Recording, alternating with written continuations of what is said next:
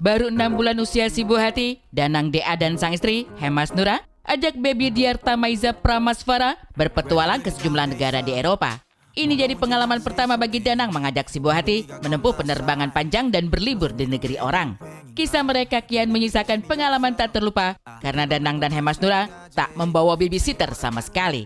Maka jadilah selama berlibur di Swiss, Paris, Belgia hingga Belanda, mereka bahu-membahu mengurus sang putri. Beruntung, sang bayi yang masih menyusui tersebut tidak rewel sama sekali.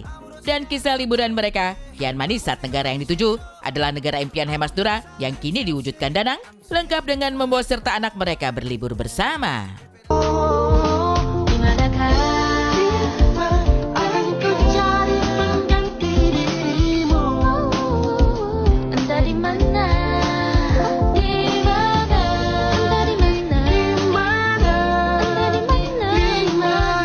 Liburannya ke Swiss, ke Prancis, ke Paris, terus ke Belgium, terus ke Amsterdam, terus pulang ke Indonesia. Pengalamannya seru karena ini pertama kali aku liburan bersama bayi 6 bulan. Dan Diarta itu anak aku kan belum pernah flight juga kemanapun, bahkan di Indonesia belum pernah terbang tapi langsung long flight. Udah deg-degan banget, udah persiapan, bawa ini, bawa itu, bawa ini, bawa ternyata nggak kepake. Karena anaknya nggak rewel. Di pesawat juga nggak ada nangis-nangisan drama gitu. Masya Allah, tabarakallah. Membawa pulang pengalaman tak terlupa dalam rangka liburan ke 4 negara di Eropa, Danang dan istri semula sempat dakdikdukser mempersiapkan segala kebutuhan si buah hati. Segala perlengkapan dibawa demi memudahkan perjalanan mereka.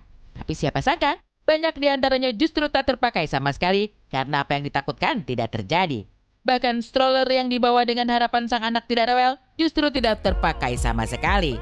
Alih-alih anteng dalam stroller, baby Diarta justru lebih tenang dalam gendongan sang ayahanda. Repotnya adalah karena memang harus bawa diapers, harus bawa perlengkapan bayi, harus bawa perlengkapan ini itu terus gantian karena kan nggak bawa babysitter ya gitu loh.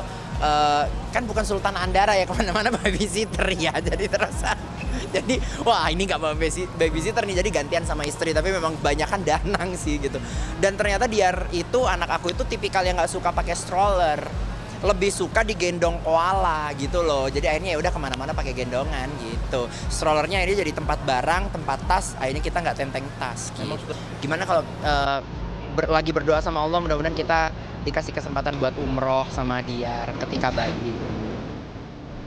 Menikmati pengalaman mengajak sang anak berlibur di Eropa, Danang punya impian lainnya, mengajak sang bayi beribadah bersama ke Tanah Suci Mekah.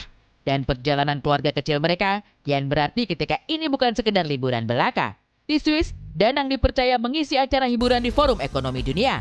Bawakan sejumlah lagu daerah, juga lagu internasional dengan latar musik keroncong.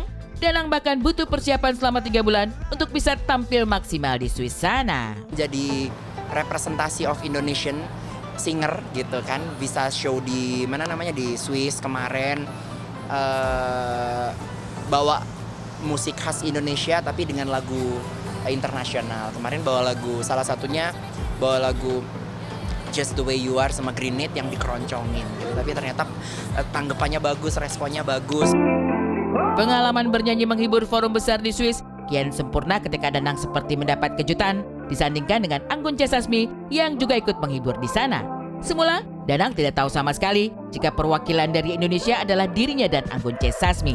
Dan begitu mengetahui ada sosok Anggun, Danang langsung girang.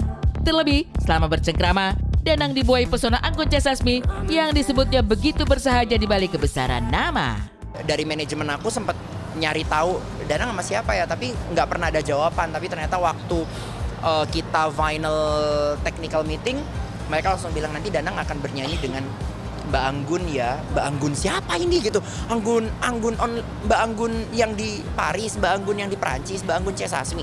Betul gitu. Wah, itu langsung kayak waduh, Masya Allah, tabarakallah gitu. Dan ternyata nyampe di sana Mbak Anggun bener-bener ngerangkul kita, sampai ngajak doa bareng, kita dipegang tangan aku sampai kayak ayo kita berdoa bersama.